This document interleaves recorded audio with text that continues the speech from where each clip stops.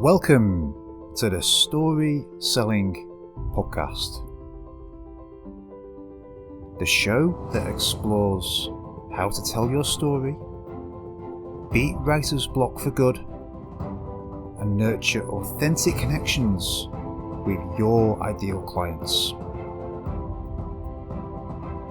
With me, your host and founder of StorySelling.biz, Rob Drummond. One of the books that guided my thinking in the early stages of my business was a book called Work the System by Sam Carpenter. In Work the System, Sam Carpenter describes how he transformed his business results by implementing detailed processes in his business. And he talks about 3 levels of process documentation. The bottom level is like the step-by-step, how do we do X, Y, and Z? The A, B, and C mechanics of someone following the process. The second level above that was decision-making guidelines, was guidelines for dealing with stuff for which there is no process. And then the top level documentation is kind of like a purpose documentation of who we are, who we serve, why we do what we do. And this really guided my thinking. So about 10 years ago, I was running a Google Ads business. And in some respect, Google Ads kind of lends itself to developing detailed process documentation. Go and check the search query logs, go and review your ad performance, go and craft some new headlines, very sort of step by step. And I got to the point where I had more work on than I could actually do by myself. And at the time, my sister was at home and she was out of work at the time. She does not work in marketing. She isn't a copywriter or anything like that, but she's very detailed, very good at following processes. So I said to her, right, I've got some work you can do. Come and do some stuff for me. So she came on board and I gave her my process documentation that I thought was infallible. I'd gone through this step by step. I put loads of thinking into this. I gave her the process documentation and she was like, yeah, that doesn't really make sense. I got to here, I got stuck. The screenshot didn't make sense. The interface has changed. And I was like, So I created another process, which is a process on how to create and edit processes. And so, right, here's the master process for editing processes. So if you find something that's broken, you can edit the process and I just kind of review it. So I've always had this kind of fascination with processes because I think what it does, I think once you experience this, it transforms your working life because it enables you to build a team. And build a team around you, whether that's employees, whether that's contractors, whether that's your sister who's doing who's helping you out on a short-term basis. It just means that you can actually do it because I think we've all been in a situation where we've brought on some help, we've not briefed them very well, we've asked someone to do something and they haven't done it to the standard that we would expect or we would expect of ourselves. And for me, it's a failure of documentation. So since that time, I've kind of focused more on copywriting. And I keep on asking, what process documentation can we follow for copywriting? And obviously, compared to Google Ads, there is more of an artistic or creative element to this. There's a creation part, but then there's also a sort of analysis part of, well, what were the results? What could we optimize? There's even kind of implementation steps in terms of, okay, you've got a finished piece of work. Who's going to put it on the blog? Who's going to proofread it? Who's going to check it for impact? Who's going to check it's got a solid emotional hook? These are all kind of step-by-step processes. And I have to say that I've not gone very far down the rabbit hole in terms of developing this kind of process documentation, essentially because I just work by myself. And if you work by yourself, you cut all kinds of corners. Today's guest is Konrad Sanders. Konrad runs an agency called A Creative Copywriter and has dealt with a lot of these questions that I've just outlined, has built a team, and has created a really robust body of documentation. So on today's call, I wanted to have a chat with Konrad and really get across that documentation is actually a really sexy topic once you dig under the skin and see the transformation that it can provide. So Konrad, welcome. Thanks for having me, Rob. I love that intro and the story, and especially the sort of family ties there. As you know, my wife is a big part of my story, and the process side of things, which I'm sure we'll delve into. But yeah, thanks for the warm introduction, and I'm excited to get stuck in. Love it. Just on the story of your wife and the story of your business, perhaps for anyone listening, you can share a slice of that story in terms of who you are, who you serve, and where you are in the world. Sure, I'll attempt a slice. If it's bigger than a slice, that might well happen. But by all means, cough if you want me to rein it in, because I do go off on tangents. But I'll try to give you a condensed life story, because I think quite a lot of it is important, and will kind of lead to where I am now, the position I'm in now. I'll start with the now and then kind of give you a quick backstory. So yes, I run an agency called The Creative Copywriter with my partner in life, crime and business, my wife Nitsan. She's the managing director. I'm the CEO.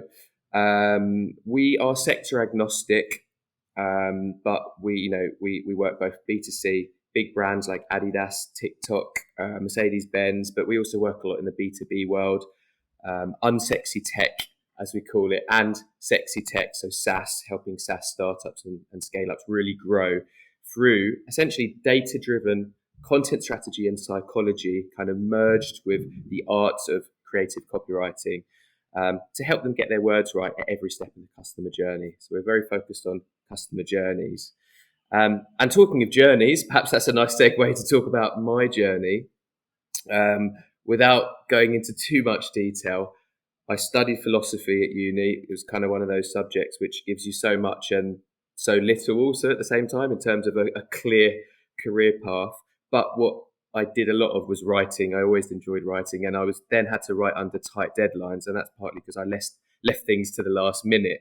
So I'm very good under pressure. That's kind of my ADHD brain, and not brilliant when I'm left to my own devices with a huge amount of time. I left uni, went to Australia to kind of work and travel, studied. Well, I basically I got a job as one of those annoying face-to-face salespeople in the street that stops you and tries to get you to subscribe to charities and other things. But I learned a lot of sales psychology there. Actually, there was quite an educational company, which is essentially, I would find out later, copywriting is kind of sales on paper, so to speak. Scholarship and Prince was the first definition, I think, wasn't it?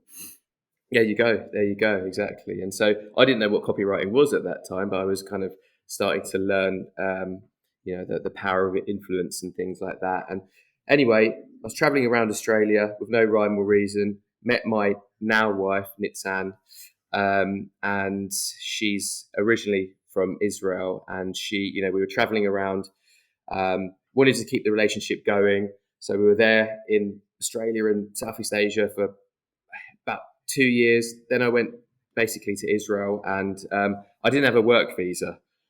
I was in her parents' house without a work visa. She started working. I was applying for one, and had a good few months of sitting around eating lovely food from her parents. It was a great place to be, and that's when I discovered, by basically taking online courses, the art and science of copywriting, but also SEO. And those things are kind of a powerful combination, because I then started my freelance journey by finding a gap in the market.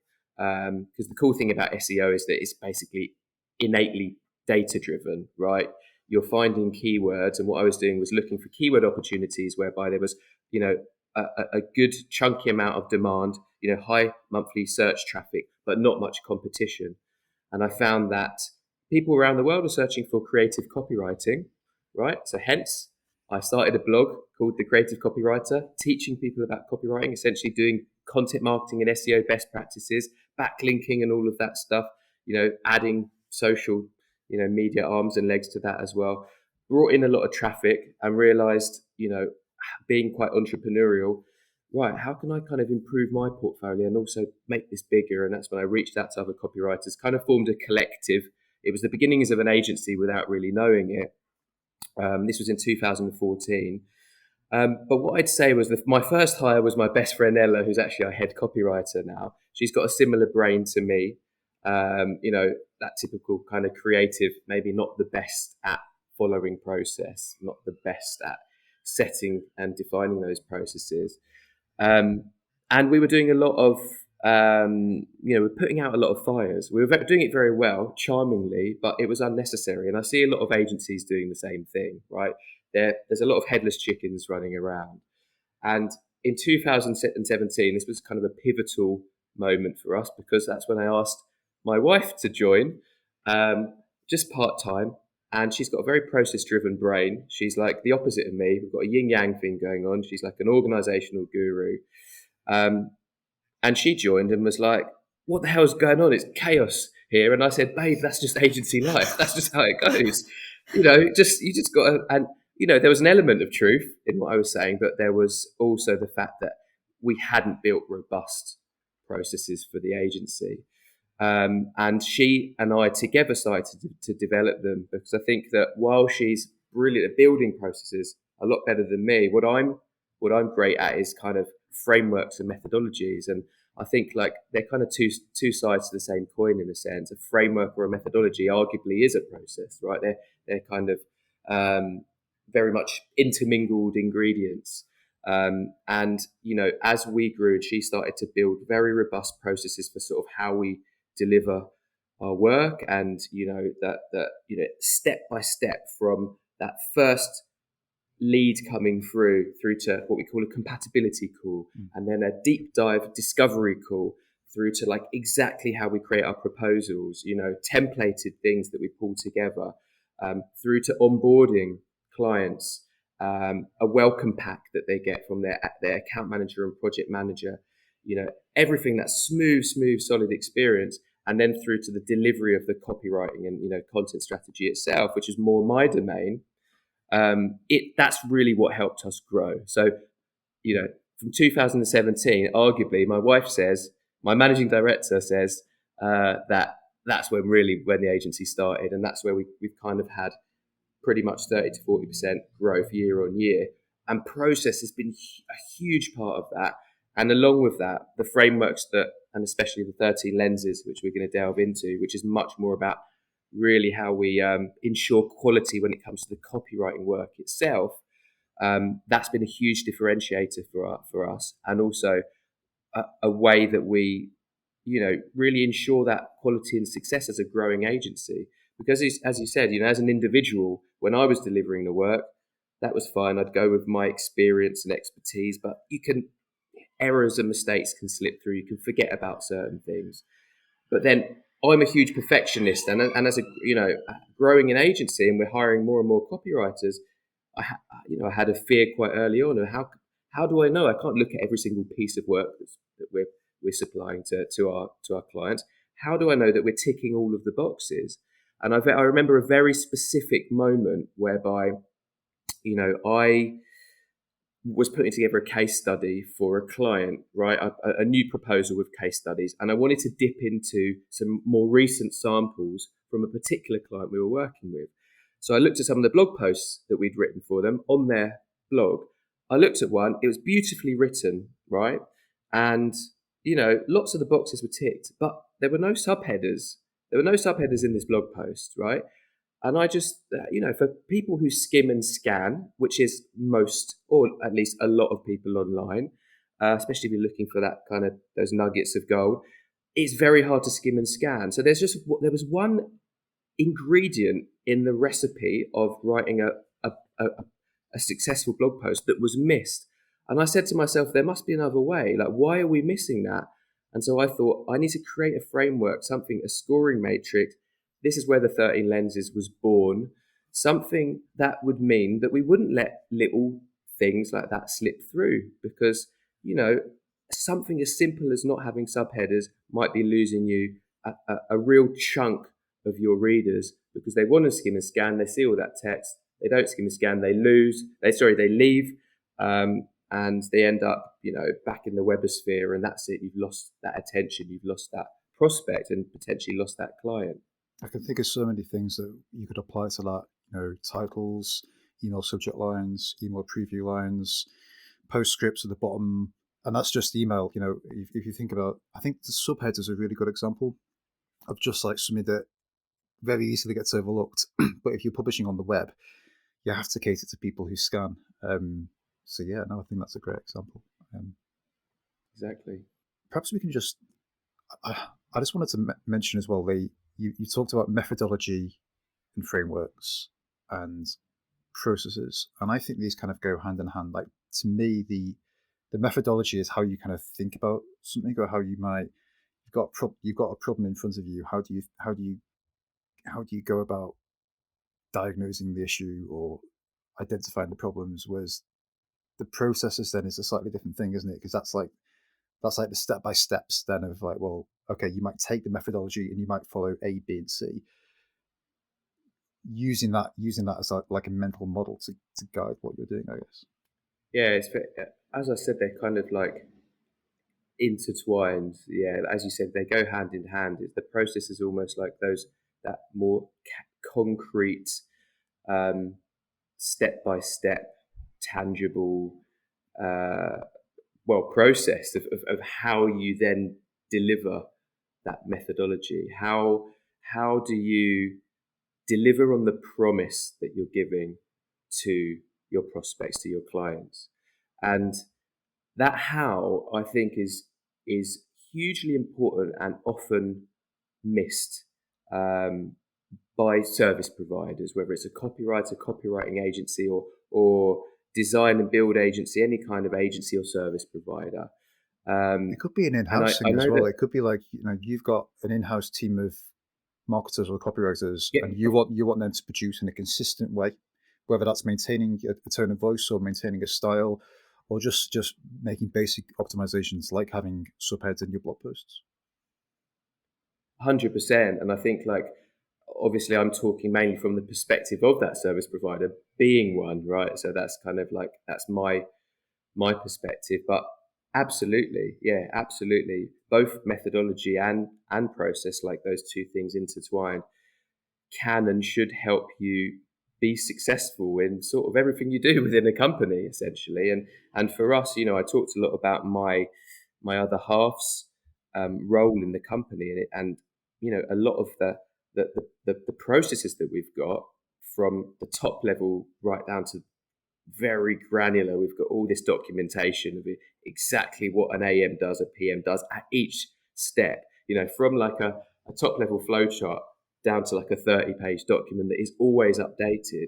And I think you mentioned something very important earlier, regarding the book that inspired you. We've got a process for when things fall outside of process. Mm. And one thing that actually, inspired me was a book called Gemba Kaizen, which is the Japanese business management philosophy born after World War II in the sort of Toyota factories, whereby they were like looking at Ford and going, how can we do better? What are the problems with Ford? And, they talk about, in this book, it talks about how those Ford kind of conveyor belts had people just doing an individual task, right?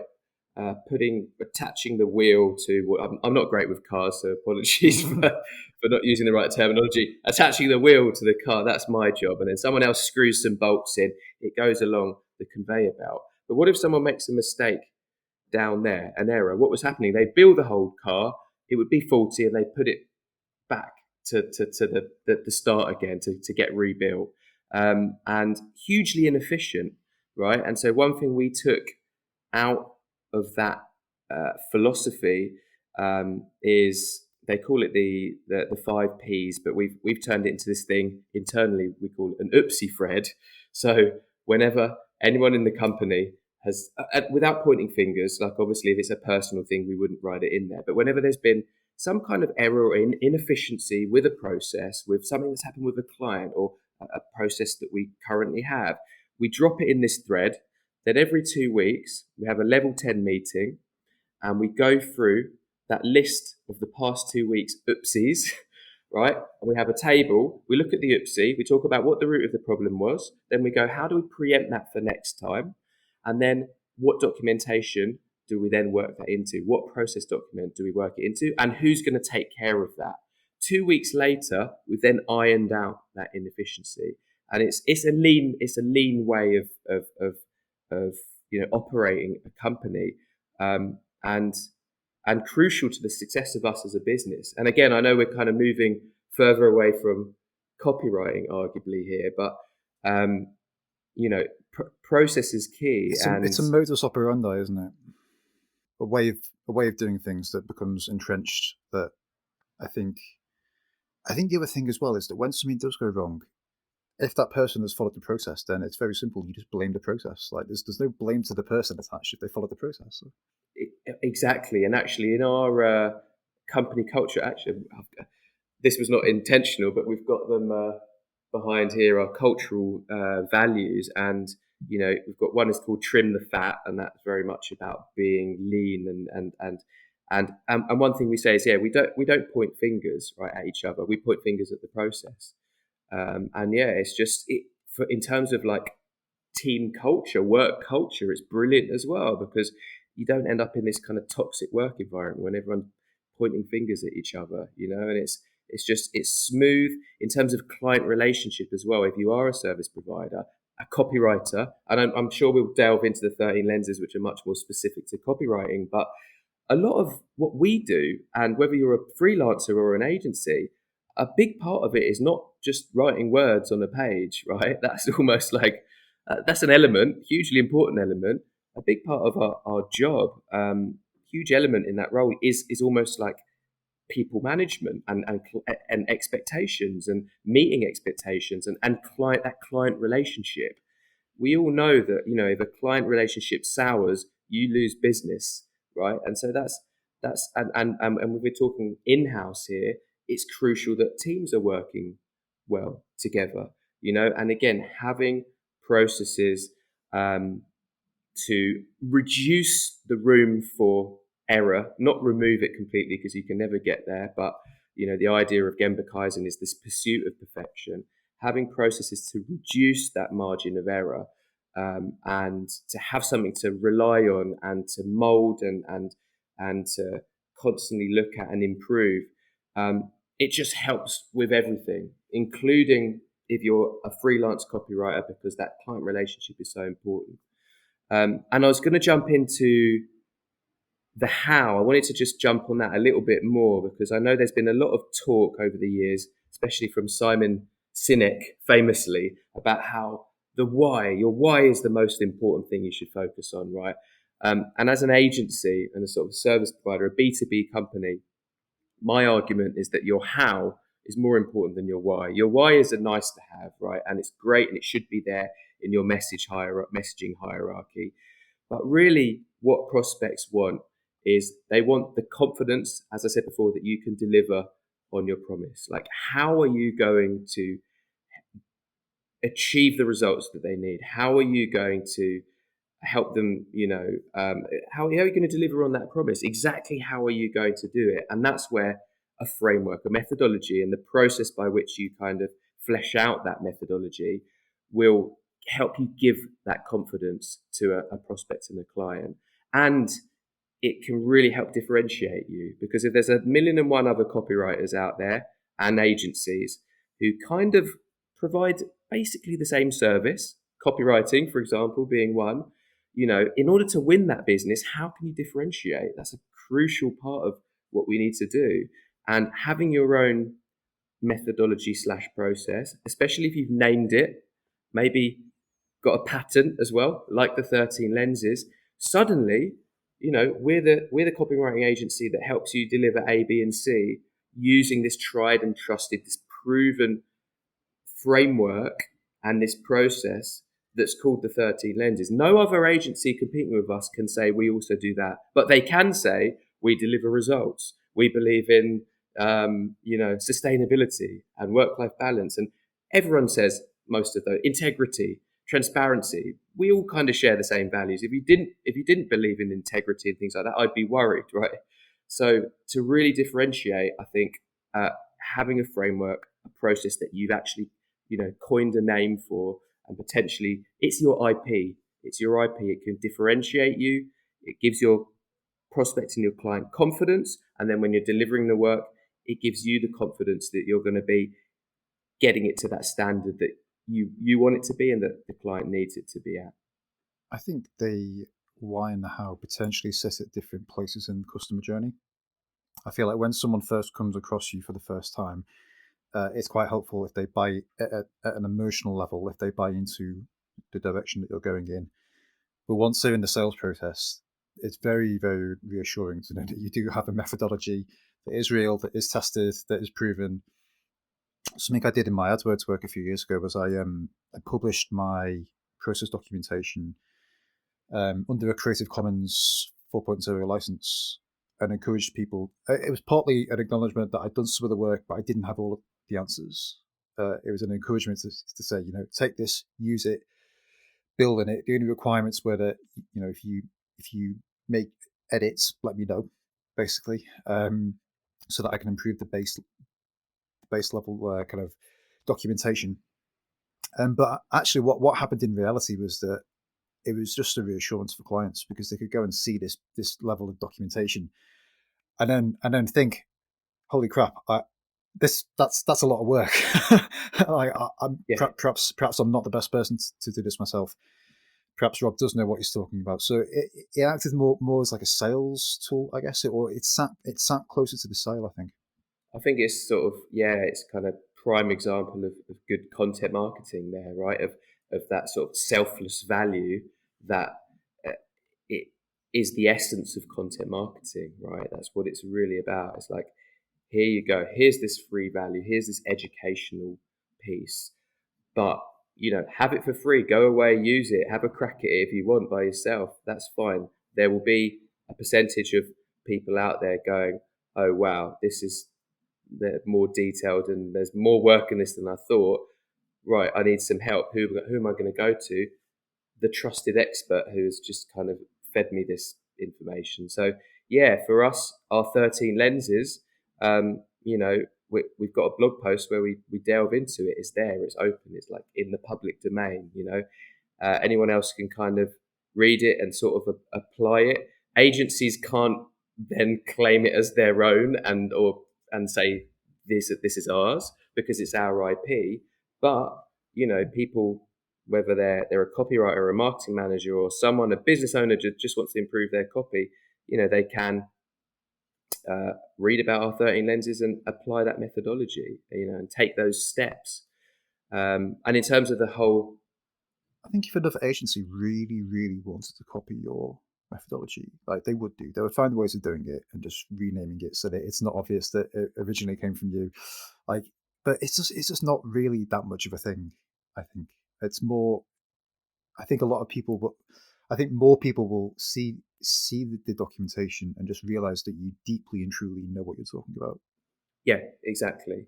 I mean, I often encourage other agencies to do something similar. We actually we write copy for bigger agencies sometimes, and we tend to push for we tend to push them to develop some kind of IP.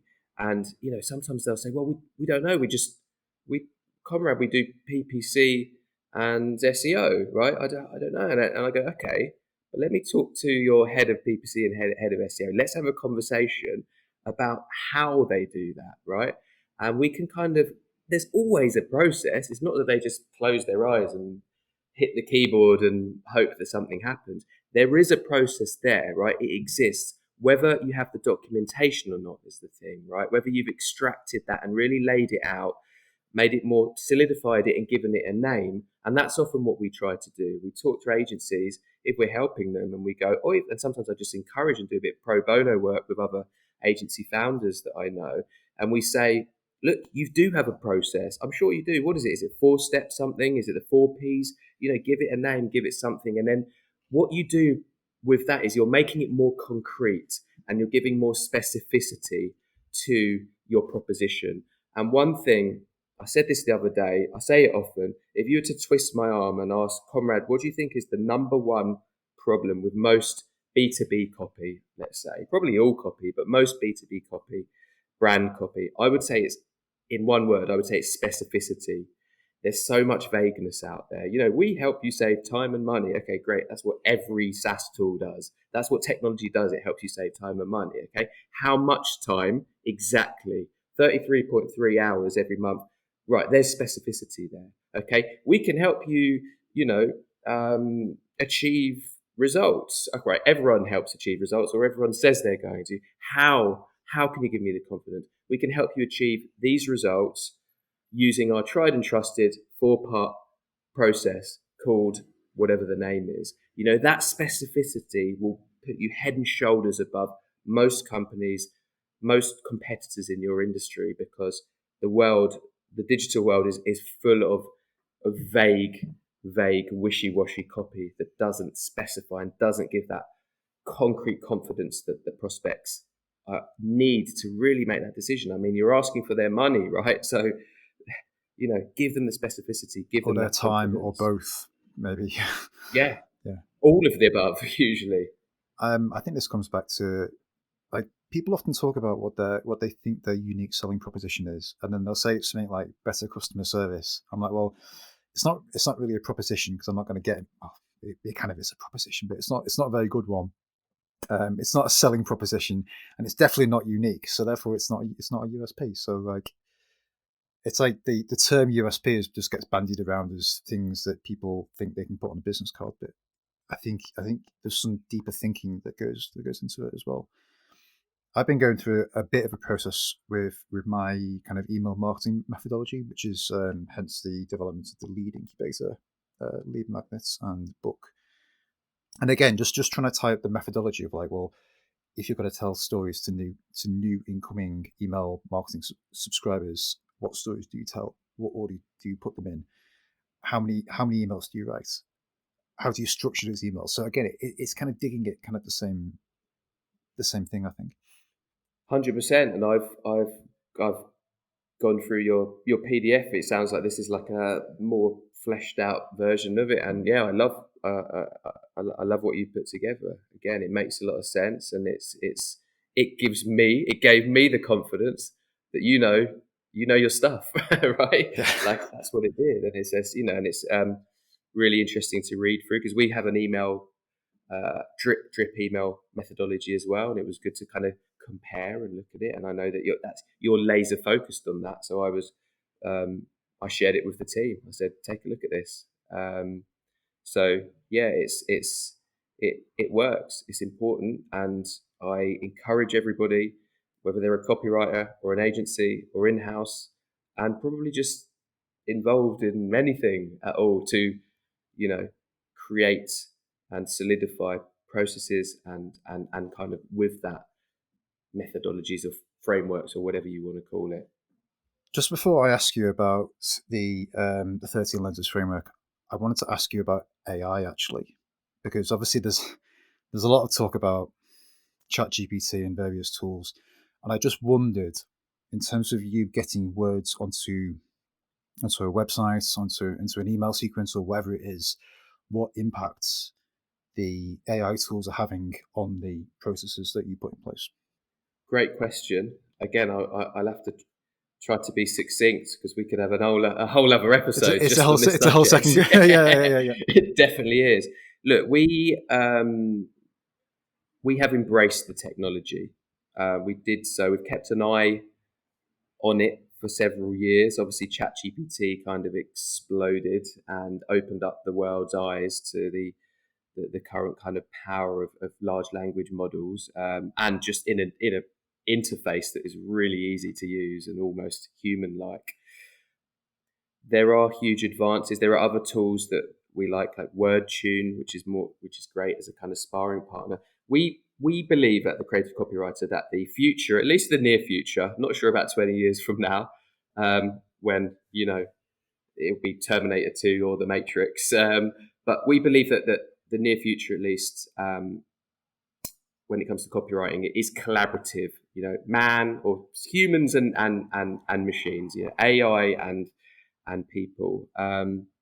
We don't believe you can just, unlike these hustle bros on LinkedIn who are kind of spewing all kinds of ChatGPT related vomit around the internet. We don't believe you can just write a simple prompt and create an email that has ticks all the boxes you need, or a homepage or a blog post that does what you need it to do, if you are trying to create the kind of standard of work that we create for our clients and for ourselves.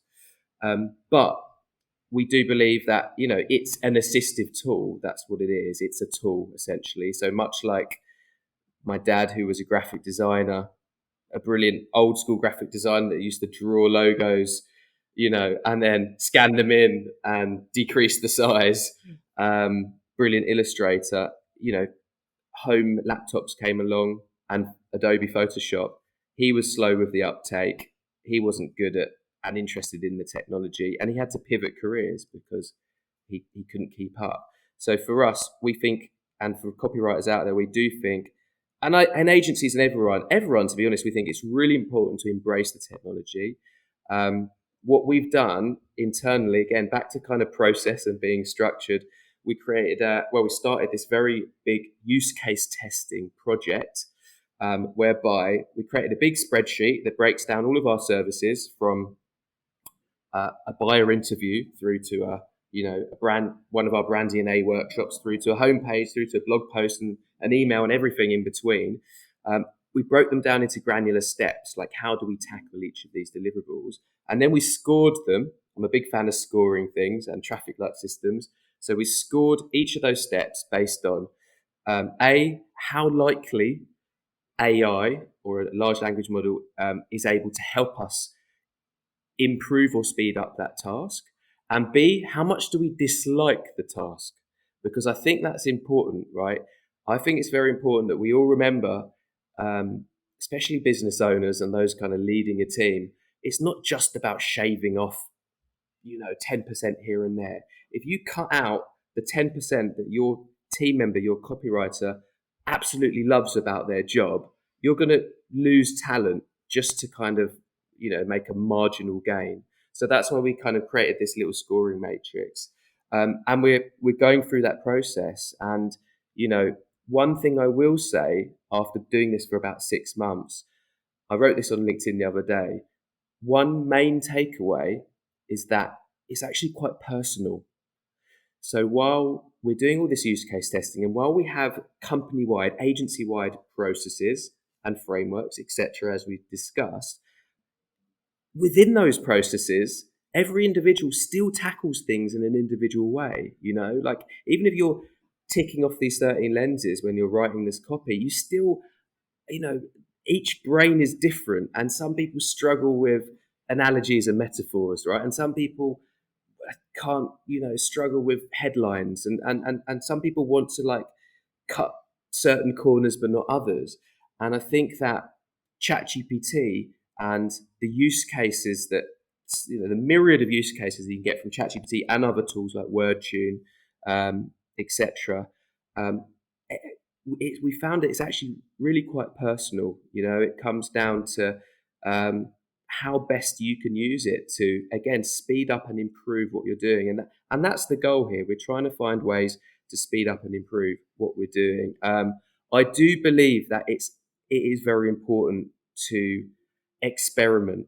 Whether you have a structured use case project with a spreadsheet or not, have it open, right? Have it open, and don't become like my mum now, who can't send an email out and everything's digital, and she struggles to send an email and calls me every time she wants to remember where the send button is.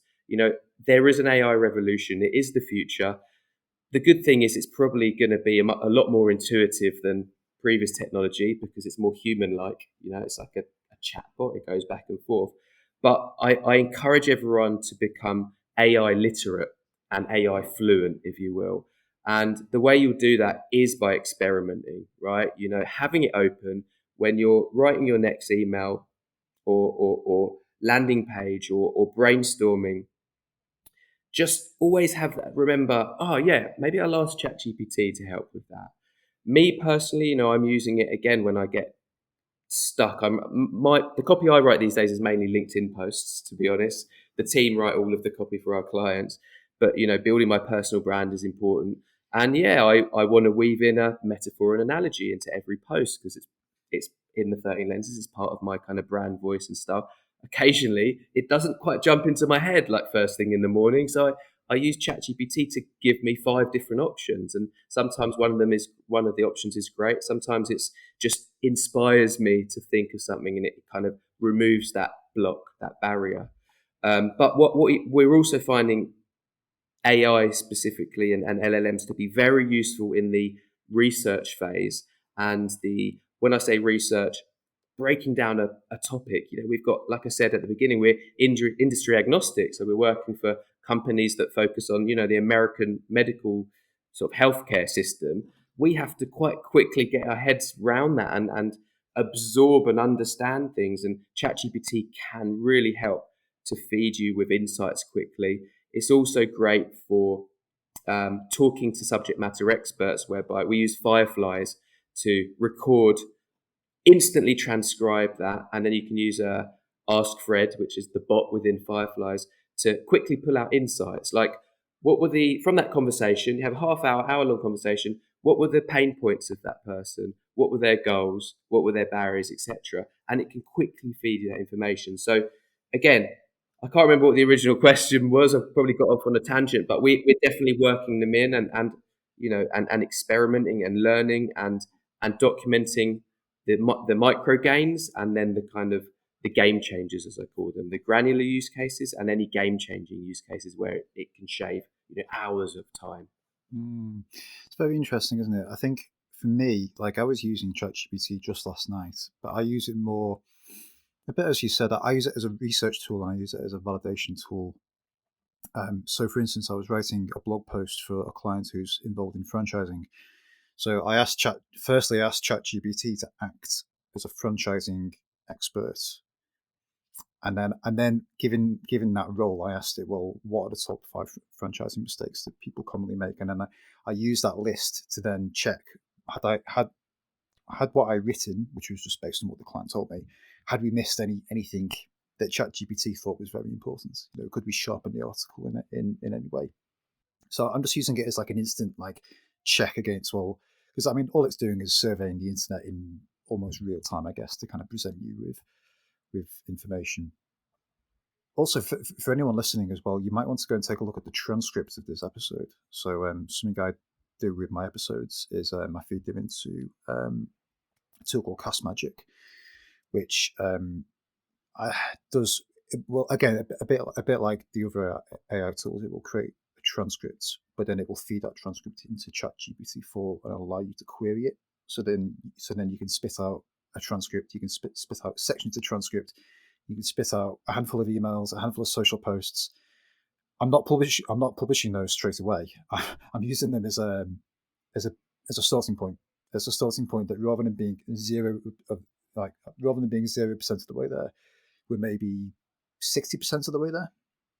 And then you go back and you could always say, well, actually, that wasn't quite right. Can you rewrite that, but add in more metaphor, or write in a more direct tone, or write in shorter. I'm always asking ChatGPT to write in shorter, more direct sentences because it, for some reason, can't do it. But it's interesting times, and it's enabled, like, for me, like the big time suck in my work used to be taking a body of interviews. So if I interview a client for like 4 hours, I'd have to go through that and pull out all of the kind of threads, pull out all of the story threads that they told me, figure out what really matters, where's the golden thread going through the story. And actually you can use AI tools to not do it for you, but you can do a lot of the legwork and do it a lot faster, because it will pull all these threads out very quickly. That's it, yeah. The grunt work, right?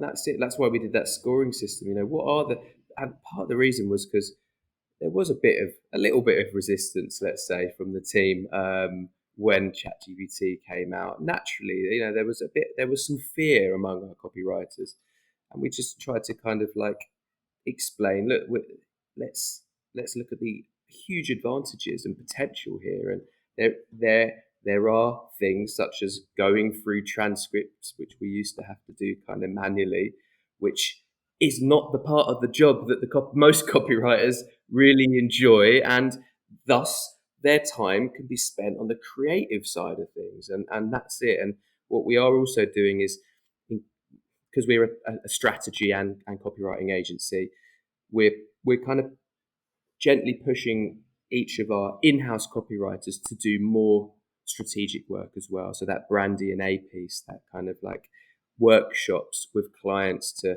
unravel the value proposition and values and personality and voice. Because I think being a strategic copywriter that can use AI as a tool, then you're future-proofing your job, and you will be in a powerful position, as opposed to the copywriter that's kind of sticking their head under the sand and saying, no, I don't want anything to do with this AI malarkey.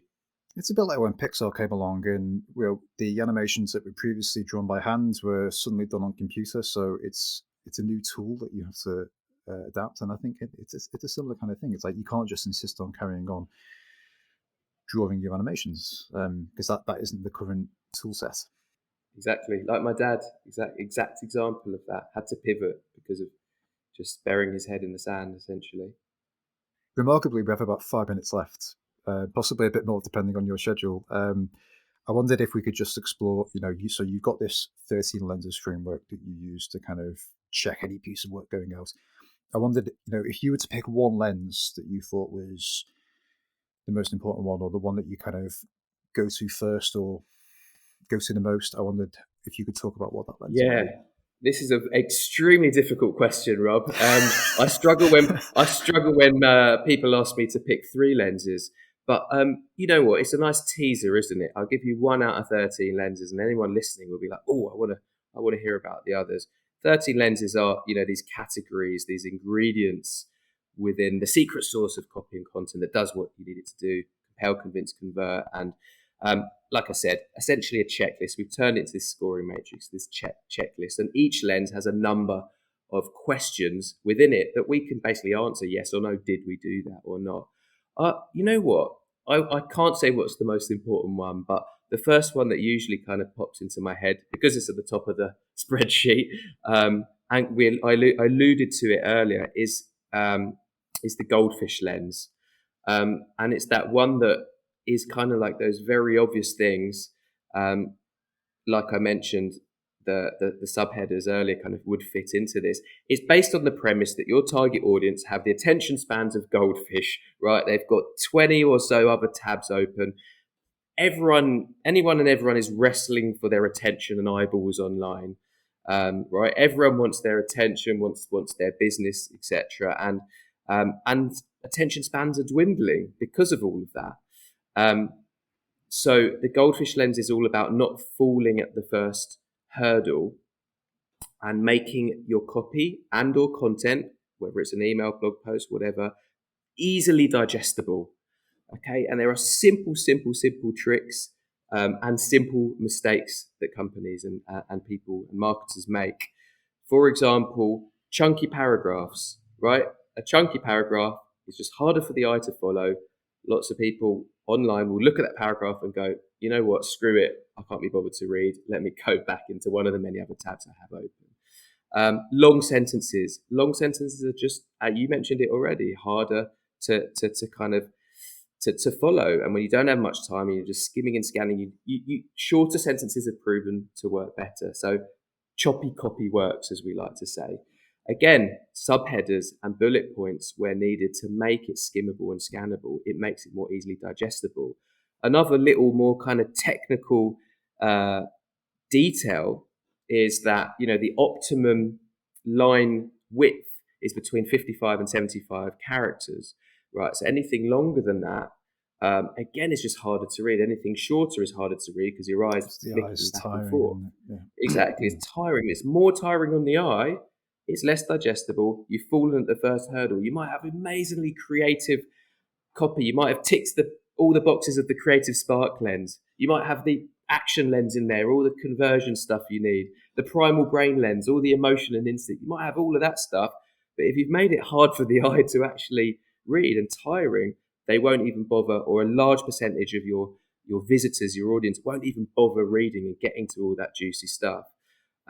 So I think it's an interesting lens because it's got a cool name, and it's like if you don't tick those boxes, you may as well not bother with the others. But I've sprinkled in a few other lenses in there. We've got the brand lens, the SEO lens, pretty kind of obvious, primal brain lens, the intrigue lens, the action lens, and more. And of course, Rob, I've got a link to a download, an ebook where you can read all about it.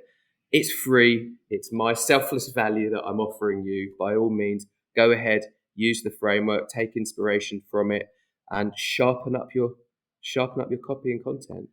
For anyone listening to the audio only, what is that link? Where can they go to get that? Well, our website is creative-copywriter.net. And I should have been prepared for this. I will add it to the show notes for anyone listening, but it was just in case you were able to Yeah, talk. I don't have the full URL there, but hopefully if you add it to the show notes. This is a process development, isn't it?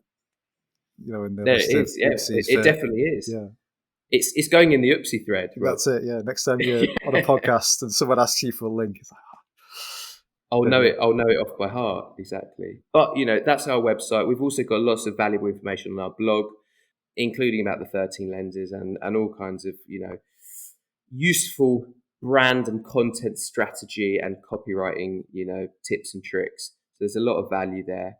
But yes, Rob, if you could pop that link into the show notes, then you can grab your 13 lenses ebook and enjoy, and hope you find it valuable. Sounds good. I'll make sure that is included everywhere this goes out.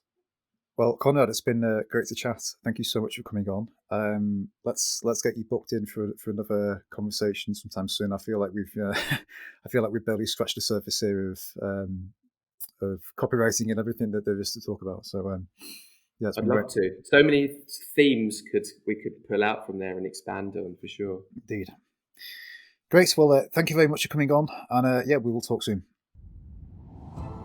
If you've enjoyed this episode of the Story Selling Podcast, you'll want to make sure you're on my email list. Head to storyselling.biz/podcast, where you can opt in to future episode notifications and also download my Lead Incubator Blueprint. You can also find my book, Simple Story Selling, on Amazon in paperback and Kindle formats. Thank you for listening, and I'll speak to you next time.